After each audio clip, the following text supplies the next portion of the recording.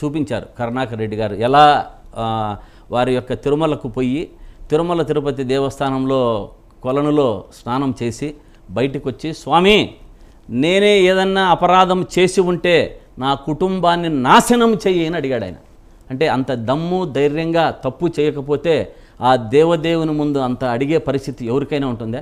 First దీన్ని వేసినది సుబ్బారెడ్డి గారు కోర్టులో వేశారు. అంటే తప్పు లేదు కాబట్టే అందరూ దాన్ని ఎందుకో సుబ్బారెడ్డి గారు ఎంక్వైరీకి వద్దని వేశారు అని కొన్ని పత్రికలు సృష్టించాయి.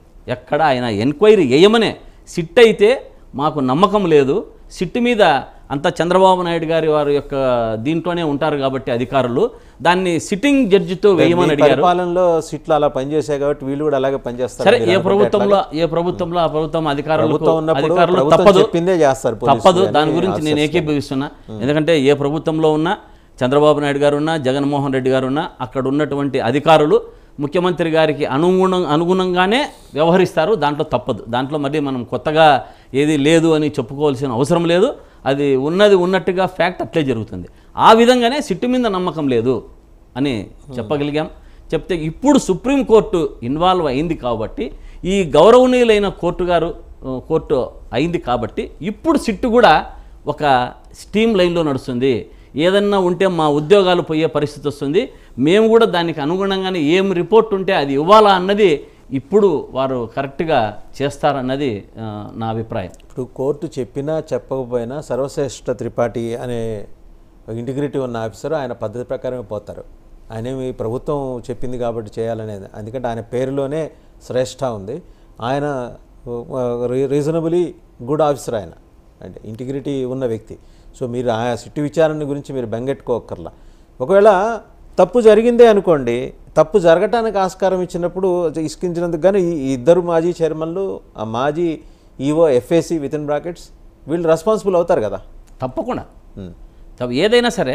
ఇప్పుడు గత ప్రభుత్వంలో తప్పు జరిగితే సుబ్బారెడ్డి గారు కానీ ధర్మారెడ్డి గారు కానీ కరుణాకర్ రెడ్డి గారు కానీ ఏ శిక్షకైనా రెడీగా ఉన్నారు. ఇప్పుడు వీరి ప్రభుత్వంలో అనుచిత వ్యాఖ్యలు మాట్లాడి దేవుణ్ణి ప్రపంచవ్యాప్తంగా మనకున్నటువంటి హిందువులలో కలియుగ వెంకటేశ్వర స్వామి అంటే ప్రతి ఒక్కరు హిందువులంతా కూడా వారిని కొలిచి ఆ యొక్క స్వామివారు దేవుని అనుగ్రహం పొందాలని అనుకుంటూ ఉంటారు. ఇటువంటి మనోభావాలను దెబ్బతీసి దీని గురించి ఇంకొక చిన్న విషయం మాట్లాడాలంటే నేను ఒక విషయం చెప్తాను. తిరుమల తిరుపతిలో లడ్డూల యొక్క ఖర్చు తగ్గిపోయింది. అంటే లడ్డూలు తీసుకునేవాడు తక్కువైపోయినాడు. Because of only Chandrababu Naidu garu చేసిన ఏ ఆధారాలు లేకుండా చేసిన వ్యాఖ్యల వల్ల లడ్డూల యొక్క మీకు తెలుసా తగ్గినట్టు స్పష్టంగా 100% తెలుసు. ఎందుకంటే లడ్డు సేల్స్ పడిపోయింది. ఇక్కడే కాదు, ఈ లడ్డూల సేల్సే కాదు, తిరుమల తిరుపతి యొక్క లడ్డే కాదు, రాష్ట్ర వ్యాప్తంగా ఉన్న దేవాలయాలంతా లడ్డూల యొక్క ప్రాముఖ్యత తగ్గిపోయింది, సేల్స్ తగ్గిపోయింది. ఎందుకంటే తిరుమల తిరుపతి దేవస్థానం వంటి పెద్ద గుళ్ళల్లోనే అనుచిత వ్యాఖ్యలు చేసి టెస్టుకు పంపించిండేది ఎన్నికకు పంపించకపోయినా ఒక ముఖ్యమంత్రి గారు ఒక బాధ్యతాయుతమైన పోస్ట్లో ఉండి ఈ మాట మాట్లాడారంటే మిగతా దేవాలయాల పరిస్థితి ఏమో ఒక్కసారి చూడండి. మిగతా దేవాలయ పరిస్థితి ఏముంది? ఇక్కడ టెస్టింగ్ ఉండి లోపలికి పోతేనే 350 రూపాయలకు 400 కొంటుంటేనే ఇదవుతా ఉంది. మిగతా దేవాలయాల్లో 200కు 300కు పోతా ఉందంటే అది అక్కడ డాల్డా వాడుతున్నారా లేకుంటే ఇంక ఏం వాడుతున్నారు? మనము దాన్ని తిని ఎందుకు ఆరోగ్యాలు చెడగొట్టాలని రాష్ట్ర వ్యాప్తంగా ఉన్న దేవాలయాలంతా లడ్డు యొక్క ప్రాశస్త్యం తగ్గిపోయి గణనీయంగా దానికి పడిపోవడం జరిగింది. ఇటువంటి దీనికి బాధ్యత ఎవరు వహించాలి? ముఖ్యమంత్రి చంద్రబాబు నాయుడు గారు దీనికి బాధ్యత వహించాలి. కోర్టు వారు గౌరవనీయులైన కోర్టు వారు 3వ తారీఖు వారు ఇచ్చిన తీర్పును బట్టి ప్రజలకు వారు ఎలా విధంగా రియాక్ట్ అవుతారో, లేకుంటే వారు నేను చేసిన తప్పుకు చూసుకొని పవన్ కళ్యాణ్ గారు కానీ చంద్రబాబు నాయుడు గారు కానీ రాజీనామా చేస్తారో చూడాలి.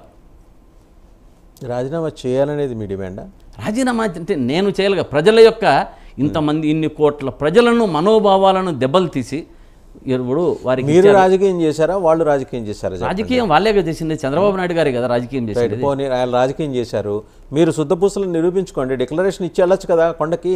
అవును, సిద్ధపురుషులు అంటే ఇప్పుడు కొండకి రానిచ్చకపోతా ఉంటేనే కొండకి ఇప్పుడు రానివ్వరు, ఆయన వస్తే ఎస్కార్ట్ కూడా ఇస్తామన్నారు కదా గవర్నమెంట్. మననే చంద్రబాబు నాయుడు గారు ఒక చిన్న టీవీలో ఇంటర్వ్యూలో చెప్పారు, నేను అసలు ఎవరికి నోటీసులు ఇవ్వలేదు, ఆయనకు నోటీసులు ఇవ్వలేదు, ఆయన ఎందుకు రాలేదు అని అడుగుతున్నారు. నోటీసులు ఇంటికి పంపించి తిరుమలలో 30 యాక్ట్ కింద ఎవరు గుంపులుగా ఉండకూడదు, వస్తే ఇక్కడ భద్రతను పెంచలేని పరిస్థితుల్లో ఉన్నాము. సుప్రీంకోర్టు ప్రధాన న్యాయమూర్తి తిరుమల దర్శనానికి వస్తున్న క్రమంలో అది ఆ నోటీసులు ఇచ్చామని ఎస్పీ గారు చెప్పారు. ఏది సెక్షన్ 30 అనేది ఇంప్లిమెంట్ చేశాము. ప్రధాన న్యాయమూర్తి వచ్చినప్పుడు మరి ప్రధానమంత్రి రాష్ట్రపతికి ఏ రకమైన గౌరవము ప్రోటోకాల్ ఉంటుందో వారికి కూడా అలాగే ఉంటుంది. అండ్ ఇంకోటి మీరు గమనించుంటారు, చంద్రచూడ్ గారు చీఫ్ జస్టిస్ ఆఫ్ ఇండియా వారు వచ్చినప్పుడు వారు ఎంబడి వచ్చిన స్టాఫ్లో హైందవేతరుల చేత డిక్లరేషన్ మీద సంతకం పెట్టించారు ఆయన. అలా అది చేస్తుంటే మీ ప్రతిష్ట మరింత పెరిగేది కదా. అది చేయడానికి మిమ్మల్ని వెనక్కి లాగిన కారణం ఏంటి? ఇప్పుడు తిరుమల తిరుపతి దేవస్థానానికి పోతున్నది జగన్మోహన్ రెడ్డి గారు ఫస్ట్ టైం కాదు.